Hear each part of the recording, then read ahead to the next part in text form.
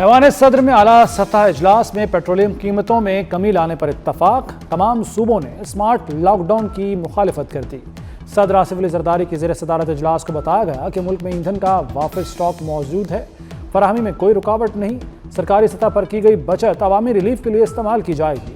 حکومت کی یقین دہانی، ایندھن کی بچت کے لیے عوامی سطح پر مہم چلائی جائے۔ اجلاس کے شرکاء کو صدر مملکت کی ہدایت۔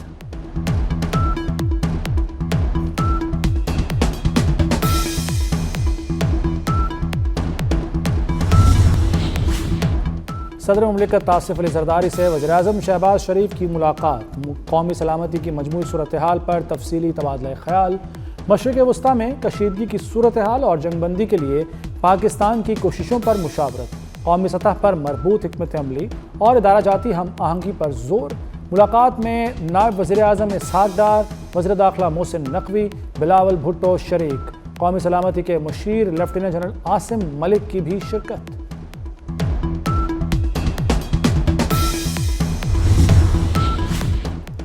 خطے میں امن کے لیے پاکستان کی سفارتی کوششیں جاری۔ نائب وزیر اعظم اور وزیر خارجہ اسحاق ڈار کل چین روانہ ہوں گے۔ دورے کے دوران اسحاق ڈار 4 مسلم ممالک کے وزراء خارجہ اجلاس پر چینی قیادت کو اعتماد میں لیں گے۔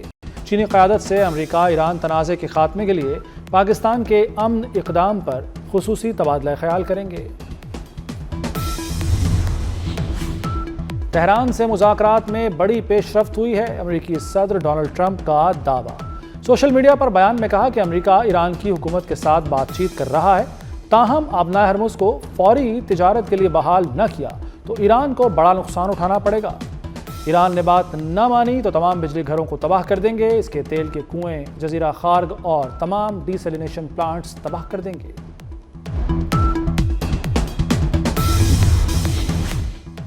ایران نے امریکہ کے ساتھ براہ راست مذاکرات کی پھر تردید کر دی۔ ترجمان ایرانی وزارت خارجہ اسماعیل بقائی نے کہا ہے کہ امریکہ کے ساتھ کوئی براہ راست بات چیت نہیں ہوئی، پیغامات ثالثوں کے ذریعے پہنچائے گئے۔ ایران کو بھیجی گئی تجاویز زیادہ تر غیر حقیقت پسندانہ اور غیر معقول تھیں۔ خوشائند ہے کہ علاقائی ممالک امن کی کوشش کر رہے ہیں، صورتحال کو حقیقت پسندانہ انداز میں دیکھنا ضروری ہے۔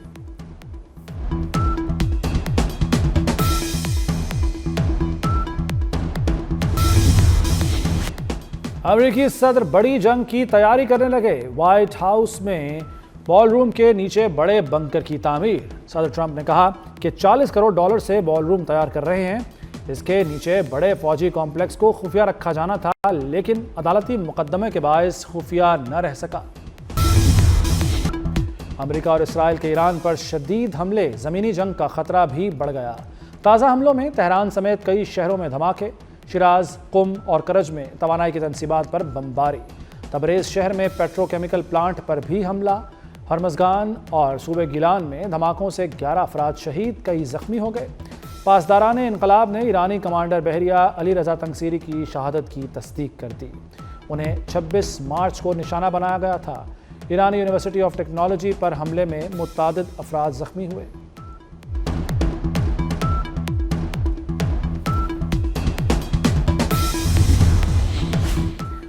آپریشن وعدہ صادق 4 کی 87ویں لہر، ایرانی میزائل حملوں میں متعدد امریکی اور صہیونی اہداف کو نشانہ بنایا گیا۔ کارروائی کو بحریہ کے شہداء بالخصوص شہید ریئر ایڈمرل تنگسیری کے نام کیا گیا۔ ایرانی میزائل حملے میں اسرائیلی شہر حیفا کی آئل ریفائنری میں آگ لگ گئی۔ سعودی عرب اور کویت کا 5 ڈرونز ناکارہ بنانے کا دعویٰ۔ کویت کے توانائی اور پانی کے پلانٹ کو شدید نقصان پہنچا، ایک مزدور بھی مارا گیا۔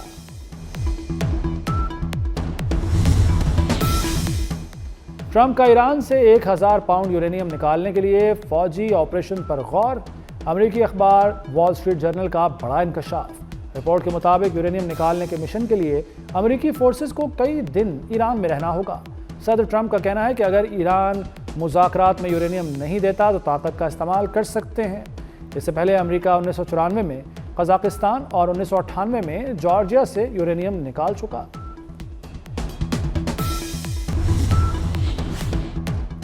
ایران نے جنگ میں نقصانات کے معاوضے کو معاہدے کا لازمی جز قرار دے دیا۔ ایرانی حکومت کی ترجمان فاطمہ مہاجرانی کا کہنا ہے کہ نقصانات کا ازالہ کیے بغیر پائیدار امن ممکن نہیں۔ امن یا جنگ سے متعلق حتمی فیصلہ رہبر معظم مجتبیٰ خامنہئی کا اختیار ہے۔ ایران امن کا خواہاں ہے لیکن خود مختاری پر سمجھوتا نہیں ہوگا۔ ایران کے مختلف صوبوں میں آپریشن، اسلحے کی بڑی کھیپ پکڑی گئی۔ ایرانی میڈیا کے مطابق ایرانی سیکیورٹی اداروں نے 30 غیر ملکی دہشت گردوں کو گرفتار کر لیا۔ 87 جدید ہتھیار، مواصلاتی آلات، جنگی سامان برآمد کر لیا گیا۔ دہشت گرد بڑے حملوں کی منصوبہ بندی میں مصروف تھے۔ گرفتار دہشت گردوں کا تعلق غیر ملکی نیٹ ورک سے ہے۔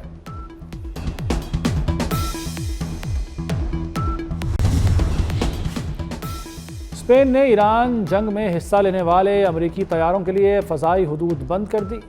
اسپین نے مشترکہ طور پر استعمال ہونے والے فوجی اڈوں تک رسائی پر عائد پابندیوں کو بھی مزید سخت کر دیا۔ وزیر دفاع مارگریٹا روبلس نے کہا کہ ایران کے خلاف جنگ کے لیے فوجی اڈوں کے استعمال کی اجازت نہیں دے سکتے۔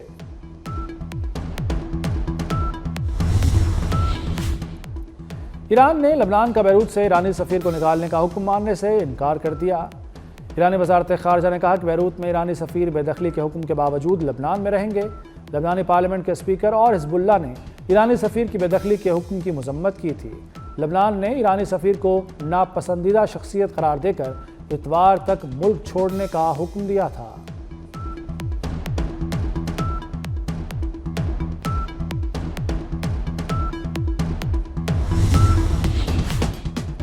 جنگ بندی کے لیے اجلاس کی میزبانی پاکستان کے لیے اعزاز۔ مولانا فضل الرحمان کہتے ہیں ایران کو شکست ہوتی ہے تو پورے خطے پر صہیونی بالادستی ناگزیر ہو جائے گی۔ ایران کے خلاف جنگ فلسطین اسرائیل تنازع کا تسلسل ہے۔ مسلم امہ اس مسئلے پر متحدہ سوچ اختیار کرے۔ نااہل مودی کی ناکام پالیسیاں، بھارتی عوام گیس کے سنگین ترین بحران کا شکار۔ خلیجی جنگ کے باعث گیس بحران سے مودی حکومت کی بد انتظامی کا پول کھل گیا۔ خود انحصاری کے دعوے دھرے رہ گئے۔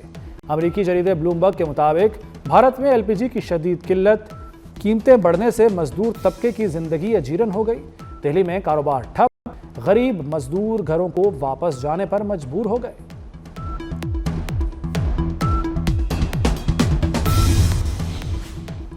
ایندھن کی بڑھتی قیمتوں میں کمی کے لیے آسٹریلیا کا بڑا اقدام۔ آسٹریلوی حکومت نے پرائیویٹ گاڑیوں کی حوصلہ شکنی کے لیے 2 ریاستوں میں پبلک ٹرانسپورٹ پر سفر مفت کر دیا۔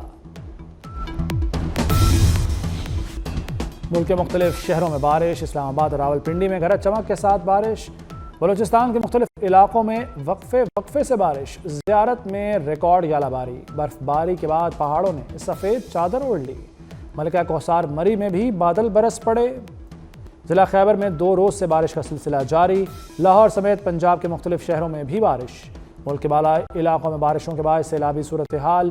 ضلع خیبر میں دریائے باڑہ میں اونچے درجے کا سیلاب۔ پہاڑی علاقوں میں لینڈ سلائیڈنگ کا بھی خطرہ۔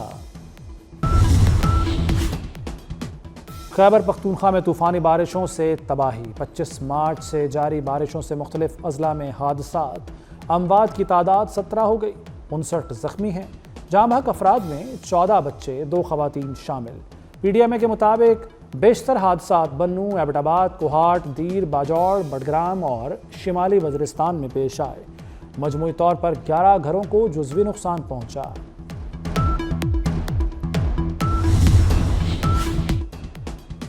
خیبر پختونخوا حکومت نے کئی محکموں کے فنڈز روک لیے۔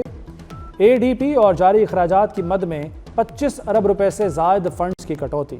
صوبے کو بارڈرز کی بندش کے باعث 9 ارب روپے کے نقصان کا سامنا۔ صحت کارڈ، اسپتالوں، BRT، ریسکیو اور پولیس کے فنڈز نہیں روکے گئے۔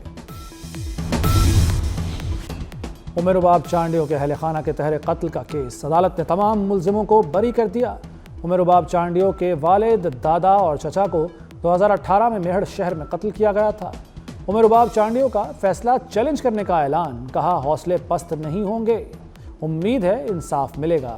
ادھر بریت کی خوشی میں MPA سردار خان چانڈیو کے گھر جشن، اندھا دھند فائرنگ بھی کی گئی۔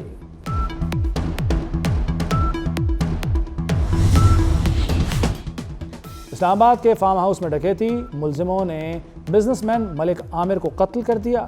تھانہ شہزاد ٹاؤن میں مقدمات درج۔ فارم ہاؤس میں ملزموں کے داخل ہونے کی CCTV فوٹیج سامنے آ گئی۔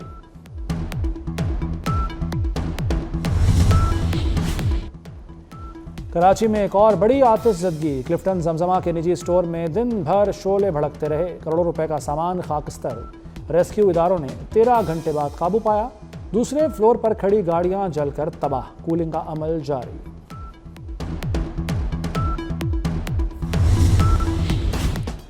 कराची में सोहराब गोट के मैनहोल से 5 साला बच्चे की लाश बरामद। बच्चे की शनाख्त एहसन के नाम से हुई। बच्चा गुज़श्ता रोज़ घर से खेलने के लिए गया, वापस नहीं आया। बनारस पुल के करीब नदी से तशद्दुद ज़दा लाश बरामद। रेस्क्यू एहलकारों के मुताबिक लाश झुलसी हुई, हाथ और पांव जंजीरों में जकड़े हैं। कराची समेत मुल्क भर के बिजली सार्फिन इजाफे के लिए हो जाएं तैयार। नेपरा बिजली 1 रुपया 64 पैसे महंगी करने की दरख्वास्त पर कल समाअत करेगा। CPPA ने फरवरी 2026 की एडजस्टमेंट दरख्वास्त जमा करा रखी है। बाजार हिस्स में फिर गिरावट। पाकिस्तान स्टॉक मार्केट का 100 इंडेक्स 4,864 पॉइंट्स गिर गया। 1,46,842 पर बंद। सोना और चांदी फिर महंगे। 1 तोला सोना 3,900 रुपये महंगा होने के बाद 4,75,962 रुपये का हो गया। आलमी मार्केट में भी सोना $39 महंगा होकर $4,532 फी औंस तक पहुंच गया। शुमाली कोरिया अमेरिका के लिए बड़ा खतरा बन गया। शुमाली कोरिया ने अमेरिका तक मार करने वाले जदीद मिसाइल इंजन का कामयाब ज़मीनी तजुर्बा कर लिया। शुमाली कोरिया के सरबराह किम जोंग उन ने तजुर्बे का खुद मुशाहिदा किया। रिपोर्ट्स के मुताबिक शुमाली कोरिया अब एक ही मिसाइल से कई अहदाफ को निशाना बना सकेगा।